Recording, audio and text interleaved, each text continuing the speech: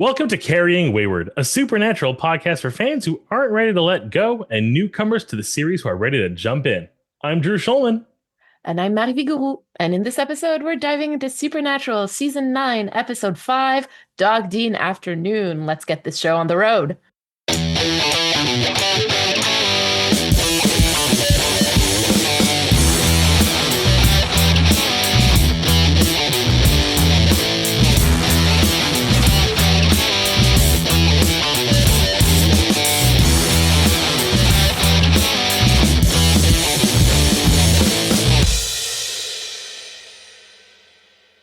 So this is an episode. I feel like there's a rare time, not even rare, I'd say there's a time where I come into an episode and through our conversation or hearing about it from our listeners, I learn that there's, an aspect of this episode that is like viewed negatively by the audience or like something that is kind of like conflicting with people.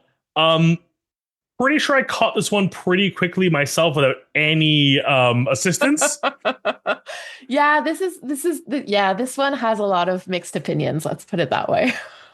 Like, top of the episode, I will say, minus that one joke, which even I like explained it away, and I don't think I should have. But like, aside from that, I love this episode. I mean, I love it too, but we'll get to it. And so before we get started on that, a little bit of housekeeping as we've been doing, right? So as usual, we really want to thank all of the lovely people who are supporting us on Patreon and on Ko-fi. Thank you very, very much, everybody. We know also that during our hiatus, a lot of people paused or canceled their subscriptions. And we know also that times are hard. But if you would like to help us keep the podcast going, you can go check out carryingwayward.com and take your pick of our simplified tiers. Like we've mentioned before, your monthly donations are basically what helps us be able to focus on the content of the podcast. So again, thank you. Yep. And we are still recording this way in advance. It's still June for us here. So we actually have no idea how people are reacting to these new episodes, which is a bit unnerving because we want to, be celebrating with you. And instead, we're super excited, but we have no one to celebrate with. So, yes, I suppose this is my cue to ask. Are we ready for the recap? Count me down. All right. 3, 2, 1. You. Dean, psychic mind meld with dog, becomes like dog. They use this ability and the ability to talk to the dog to solve a crime that leads them to the really hot British guy from Crossing Jordan, who I adore, who is now a chef, also maybe a cannibal, because he's going to be a cannibal in a minute if we don't stop him, but he's eating animals to fix himself. Sam, you're broken in some weird way. They save the day. Dogs eat him? Time. All right. Well, this episode was written by Eric Carmelo and Nicole Snyder. It was directed by Tim Andrew, and it originally aired, you guessed it, on November 5th, 2013. Drew is like, I have no idea what you're talking about, but that's okay. I'm pretty sure I know what November 5th means in this community still. Again, it's that thing where it's like, I know what it is, but not like...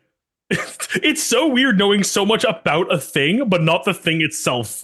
Yeah. Oh my God. So the good-ish thing about this one is that this episode is kind of like really kind of removed from everything else that happens in this series. So like we don't have like that much in the long game, but we do. I just want to mention that we do have like a fairly long montage this week at the beginning, a long-tage, if you will, which is kind of unusual because this isn't like the mid-season finale or anything.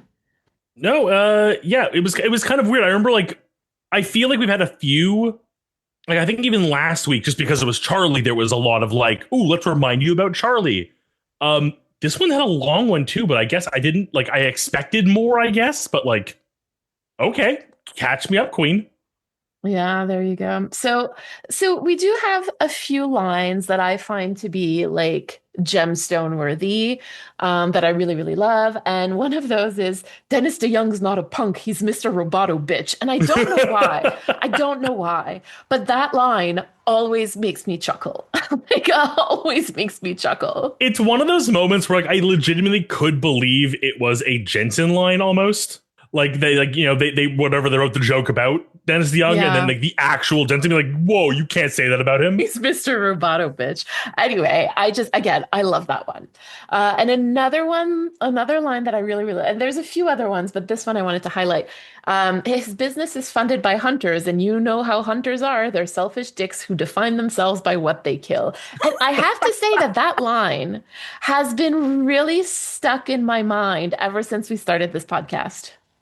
Yeah, that is one of those like it came up and I was like, oh wait, he's not talking about hunters, he's talking about hunters. Oh, the double entendre. I love that one. That was yeah. No, again, a very, very solid quips to this episode. Yes.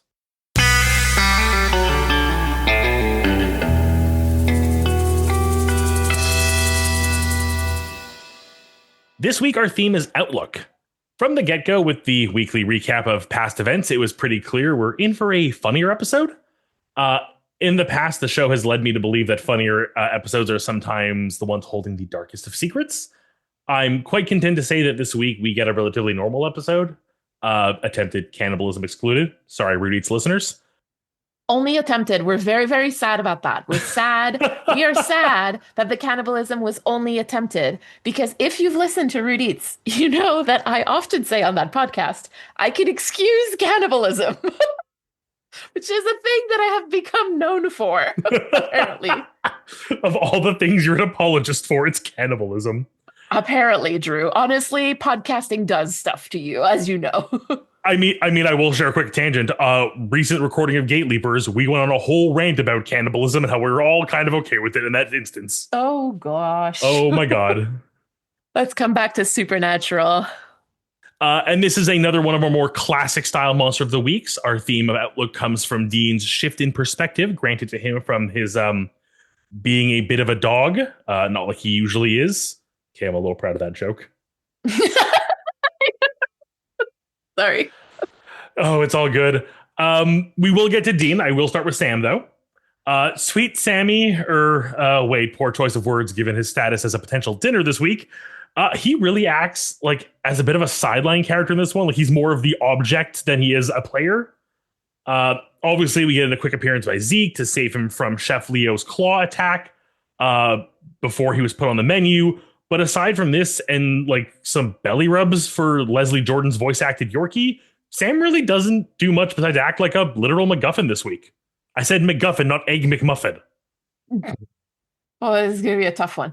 Okay, so I agree with you that he is a MacGuffin this week. And I think that there's really something to say about that. That's a bit more critical, but I don't actually get into that in critical time in this episode. But I do believe that I'm going to get to that at some point this season.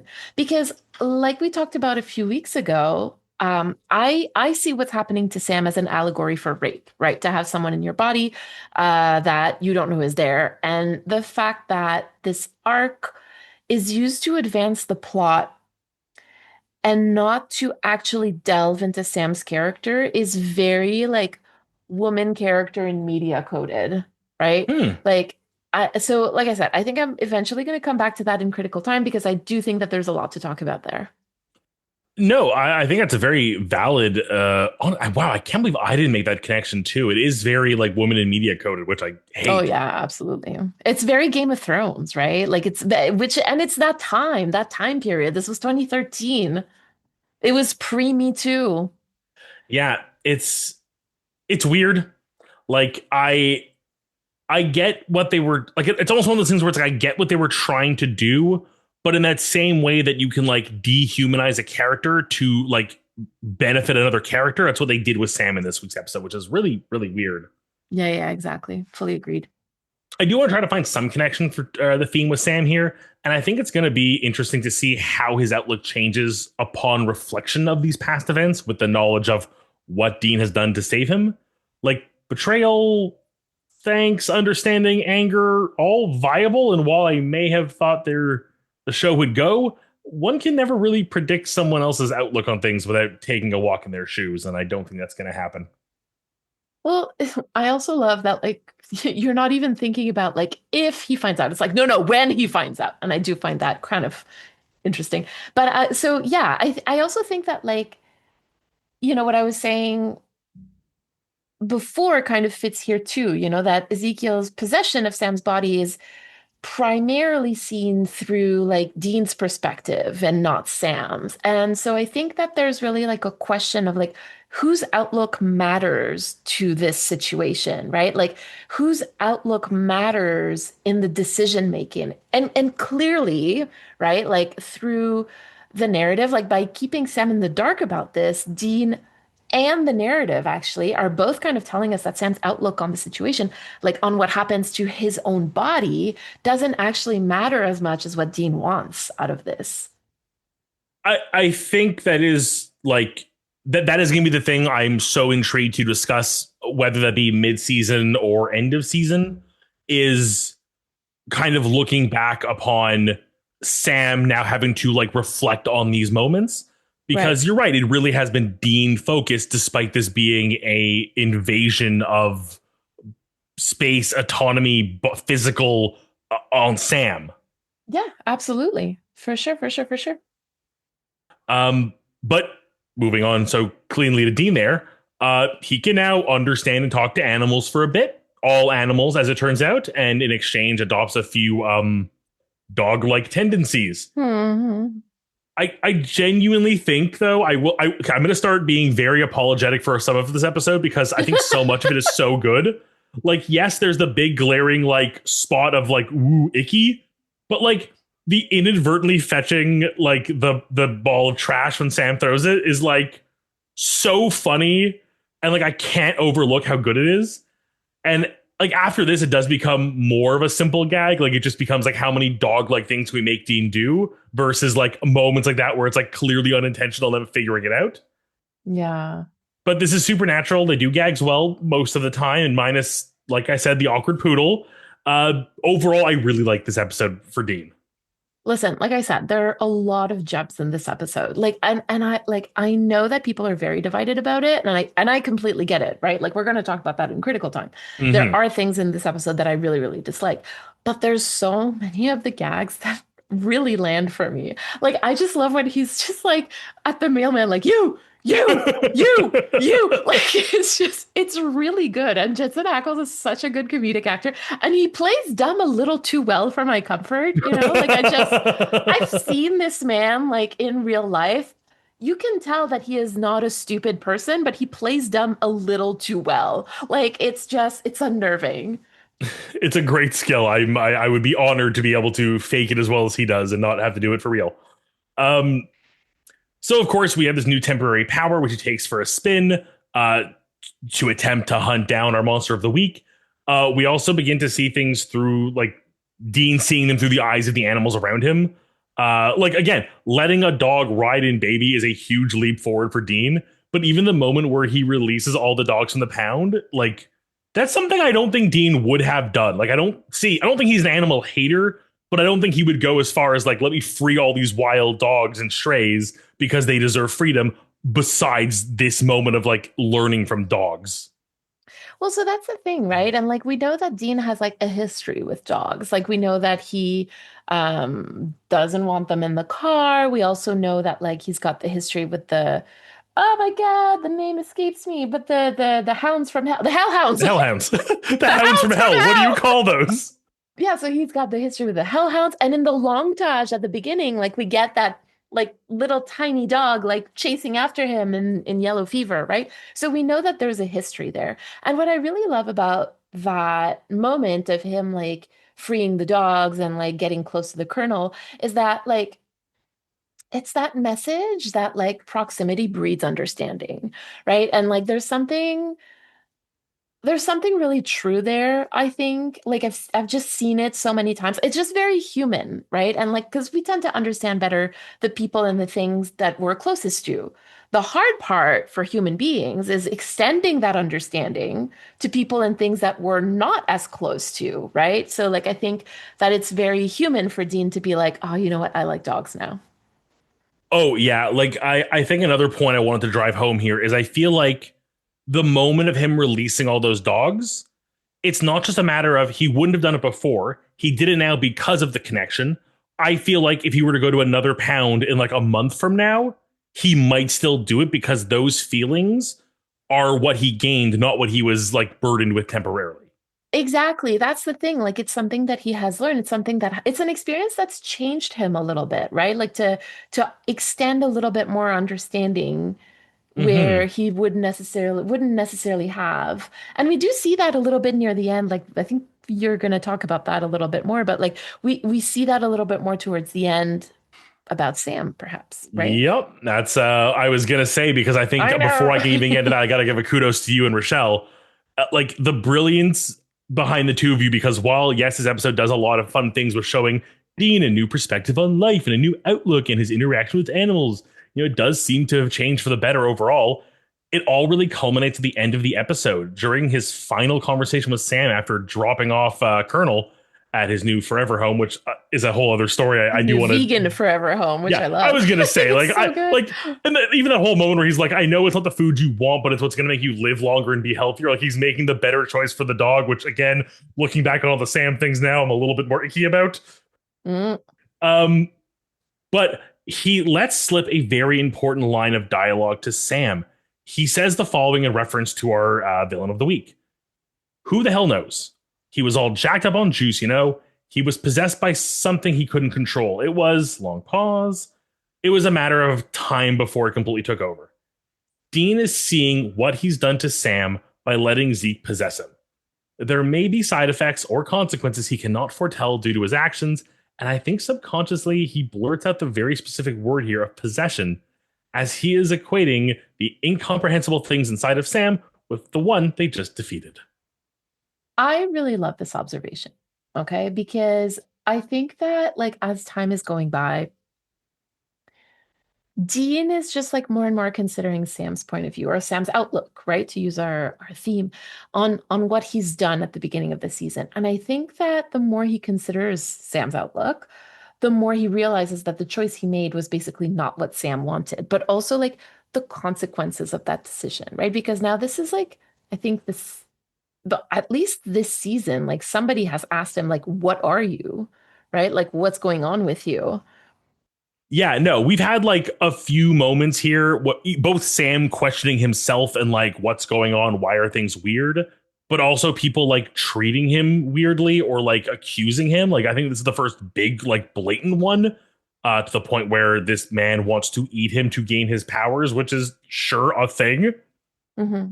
Well, so the thing is also that like last week we were talking about purity, right? And one kind of question that we didn't really get to is the fact that like Sam has always felt impure, right? Because of Hmm. like his Demon blood arc.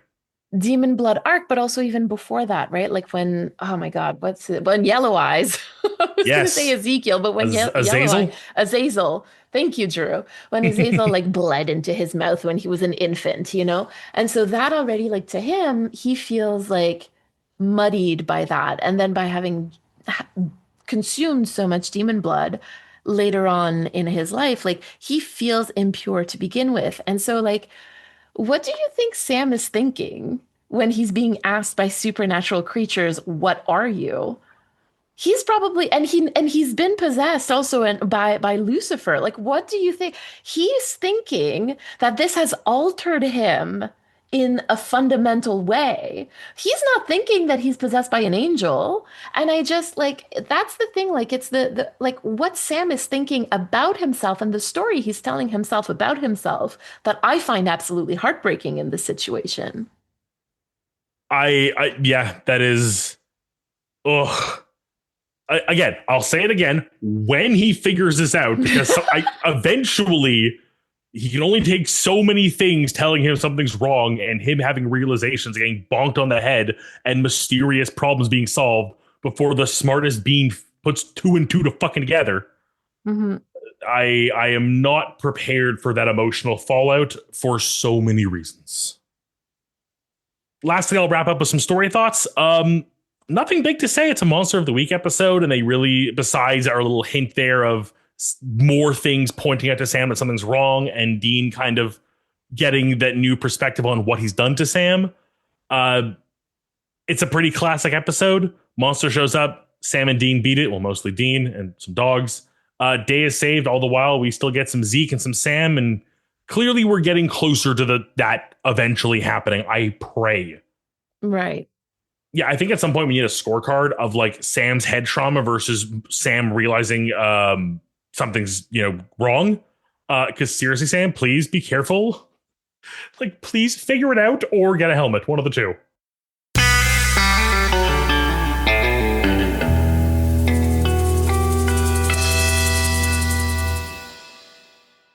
We've officially reached the point in the Supernatural series where we have to actually talk about Dean being sexually attracted to a dog. Because, yes, folks, this is the episode where Dean wants to fuck a dog. But don't worry. Please don't worry. It's been made very clear that it's a lady dog. And so, for some reason, that's supposed to be funny, right? And this is honestly the kind of episodes that kind of makes me stare into the horizon, just kind of like wondering why I love this silly little show so much. Now, like we talked about this week, the episode's not all bad. It's actually, I really enjoy it. But there really is like this moment, difficult. That's quite difficult. Like I said, I find that Dean barking at the mailman and wanting to start a fight with the pigeon, I love that. It's so funny.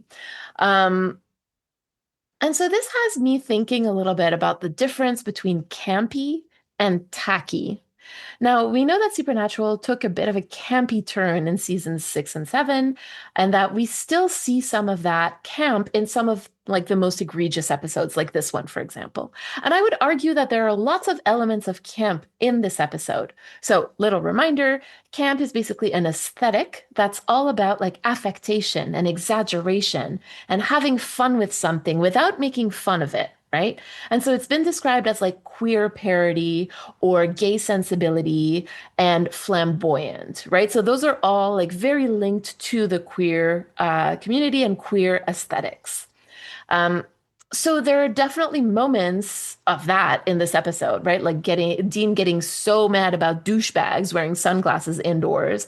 I also love the animal rights defenders who call themselves Snart, and they own the vegan cafe and just the Colonel in general. Very camp, right? Like very queer. So those elements to me are all wonderful little nuggets of camp that have fun with very specific aesthetics, right? Like for Snart, it's like that vegan animal rights activist aesthetic. And for Dean and the Colonel, it's like that manly man, masculine aesthetic. But then what happens when camp doesn't land? Because that's really what I think happened here with Dean being aroused by the lady poodle. Who was French for some reason? Why was there like French style music playing? I don't know. I did not appreciate that as a French person. But anyway, um, and I think, like I said, I think it was meant to be campy, right? It plays with the idea that, like, it even parodies actually the idea that like manly men can only be attracted to women and should be attracted to any woman whatsoever. And even in this case, if the woman is a dog, right? But because camp is a sensibility, it's really incredibly context dependent. And in the context of a show where like sexual consent is always a little hazy and heteronormativity is like often really the gold standard, that moment crossed over from campy to tacky for me. And I know that a lot of people in the fandom feel that way too. Like you spend one day in the Supernatural fandom and you find out that people don't love this moment. So here's my question today for you, Drew, but also for our listeners. And by the way, please share your responses online, on particularly on Blue Sky, that's where we're most, but also on our Discord. We want to hear your answers and send us a voicemail about it if you would like. So, how do we tell the difference between camp that's pushing boundaries in a playful or subversive way and moments that just feel tacky or uncomfortable, especially on a show like Supernatural that walks a line, but that isn't always aware of where it lands? I think we have another example in the supernatural community within an episode that we can kind of go back to as a good example of this to help answer my question. And that would be when they go to their very own supernatural convention episode. Oh, yeah. Because I think there are moments there where they are poking fun at the audience they do currently have. and they're punching down. They're making fun of the fan versus punching up, where you accept the fandom is a little zany or a little crazy. Let's ham it up to an umpteenth degree, but not shame people for it. Mm-hmm. Like imagine a someone coming in dressed as a demon they'd fought in the past, and Dean and Sam going like, ugh, like really, it looks nothing like it. And then a flock of people showing up to get the person's photo and autograph because it's the most amazing cosplay they've seen. You then put the stars of the show, the people that you are allowed to make fun of pretty comfortably, and have them be the butt of the joke while not hurting the fandom who's there to support you. My point being with all that is to come back to this episode, and I think the line between tacky and camp really is just a matter of who your joke is for and who, if anyone, is being made the butt of the joke. A lot of the camp I see most frequently now is going to a lot of drag shows and watching a lot of drag content on TV. And it's the drag queens who are able to make fun of themselves and their fellow queens without putting anyone down specifically. That is campy and fun and silly and over the top.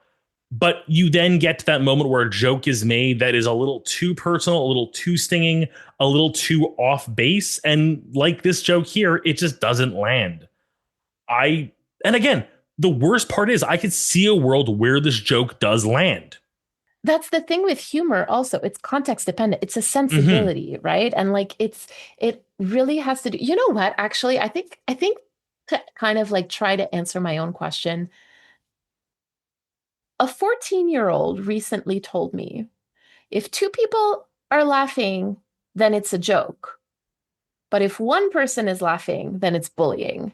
And honestly, I feel like this is kind of what's going on here. Look at who is laughing and who is not. And I think that in this moment, you know, like a lot of the stuff made people laugh because it was done in good heart and it was funny. But then I think the lady poodle thing just kind of took it a little, like you said, just took it a little too far in the wrong direction. And all of a sudden, not everybody was laughing anymore. Yeah. And I think again, this is a big show. The production changes. We've seen lines make into the show that were ad-libbed. We have seen clips that are slightly different depending on when they were released or how they were filmed. Mm-hmm. I believe there is a world where this joke is in the episode and just as funny as the rest. And whether that be writing, delivery, editing, I mean, the choice of music and the soft focus and the lines that precede and follow it, all those things add into it didn't work. I don't know for me if it has to do with the context of the show per se. I think for me, it has to do with the context of what I've seen creators do before. Do you see what I mean? Like, because I do think, again, if you take that moment as a way to make fun of masculinity and like hyper masculinity, like hyper, you know, like, but more like heteronormativity, right? If you use that moment to make fun of that, then it's a funny joke. But that's it. The thing is, you know that the show is pushing for that. It's actually part of its creators still think that like their show is about like masculine men and blah blah blah. Like you know what I mean? I think to me that's the difference. It's because if somebody tells me a risque joke, depending on who it is, I may or may not laugh. You see what I mean? Like if it's somebody that I trust and I know they're laughing with, then I'll laugh. But if it's somebody that I do not trust, then I won't laugh. And I'm going to ask them to explain it to me. And I feel like in this moment, that's kind of what I feel like doing. I'm like, please explain to me why you think this is funny. Yeah. I've heard people use that more recently, and I really do enjoy that as a way to like turn it around on the person. Like, why is that funny? Explain, please.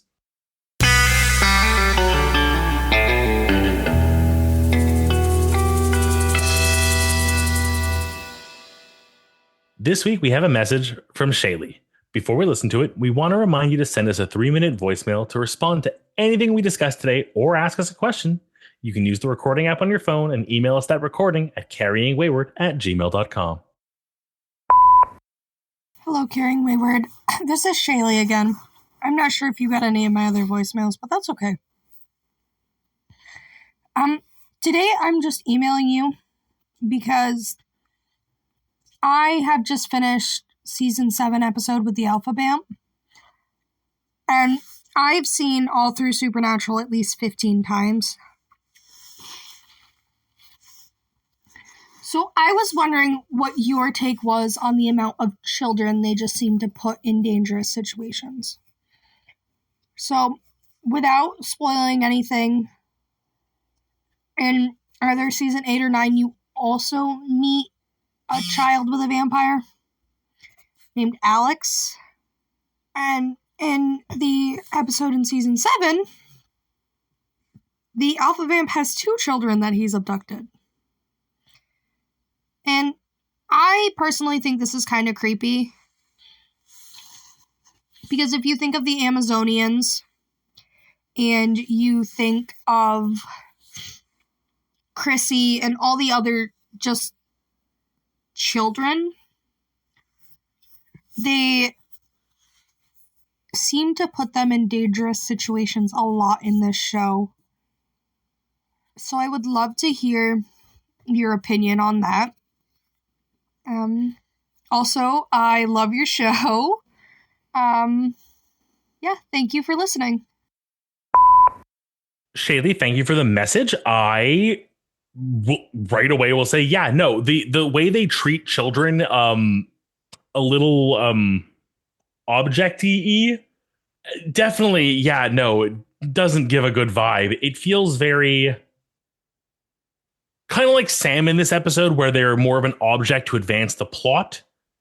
And I think just the idea of like putting a child in danger or using a child versus an adult lets them flip the script or make it more emotional or make it hit harder. But it is that kind of creepiness to it. Like, yeah, it is very much a weird move. Like, I like the Alpha Vamp. I think he's a cool concept of a character. I loved him in the episode. But like, it does have serious, like, oh, this is like a child I stole and I'm like raising as my own, a little groomer-y, which whether that was the intent or not for this character or the vision they had for him, I can't say, but it definitely comes across that way, and I don't like it. We've seen kids be the target for a lot of these monsters or creatures in the past, and sometimes it makes sense because it fits better with it being a child afraid of a monster. Or having that moment where like a kid can see it and a parent can't type thing, because it just sort of helps build the narrative of like how kids work with like the monster under my bed type vibe.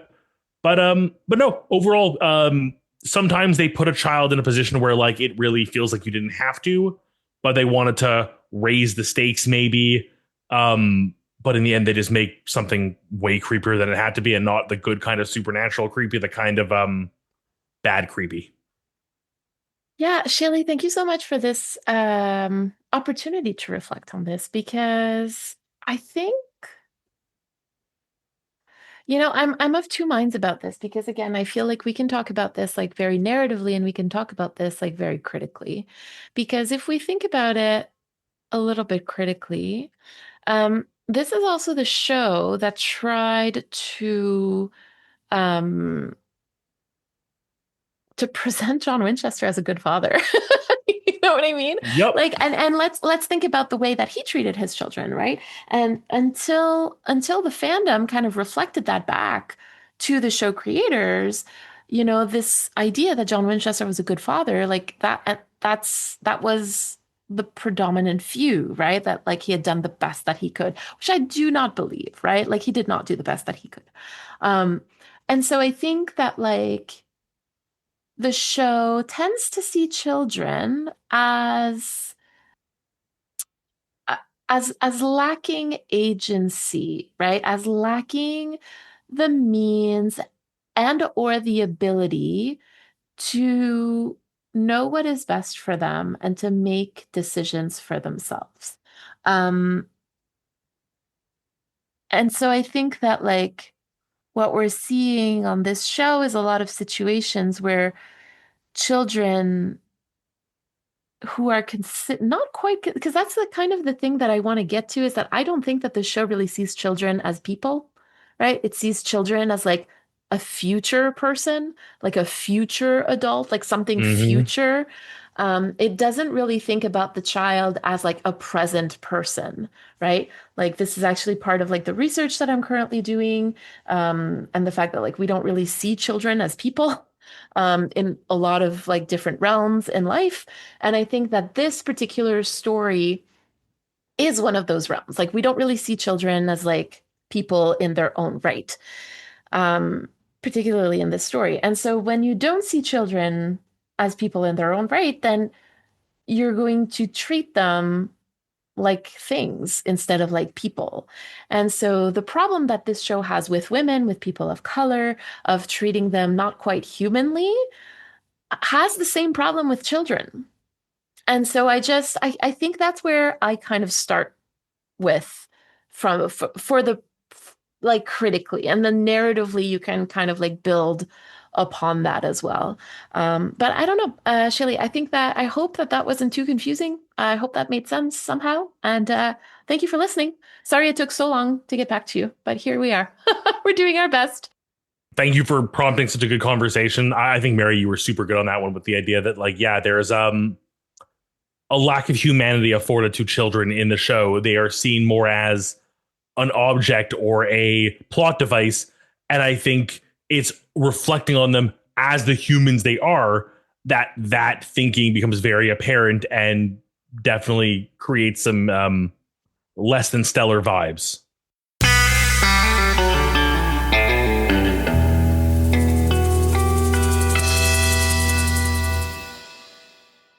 As we are to the end of the episode, I like to ask, what did we learn this week? And I'm just going to jump in and say, like, I really do love when Supernatural gives us a funny episode. Like, sure, some have been a bit more series critical than others. I'm looking at you, certain trickster gods. But it does do a lot for the world and the viewing experience when they can make, like, some good jokes, some excluded, but genuinely some very fun moments that I'm sure, beyond just me quoting them here and there and like remembering them down the line, there are some good moments here that I feel like are stand out in the community beyond the one black spot on this episode. Yeah, I agree with you, honestly. And Mary, what did you learn this week? Well, I learned in this episode that Dean now likes dogs. And I will not be explaining this any further. Thank you.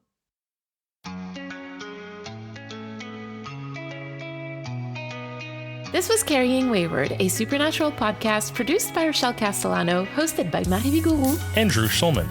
Thank you to everyone supporting us on Ko-fi or Patreon, including our bunker patrons, Jeremiah Thomas and Michelle.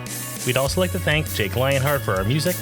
Head over to carryingwayward.com to become a patron or a Ko-fi subscriber, and for our merch store and our socials. And write us a review on Apple Podcasts.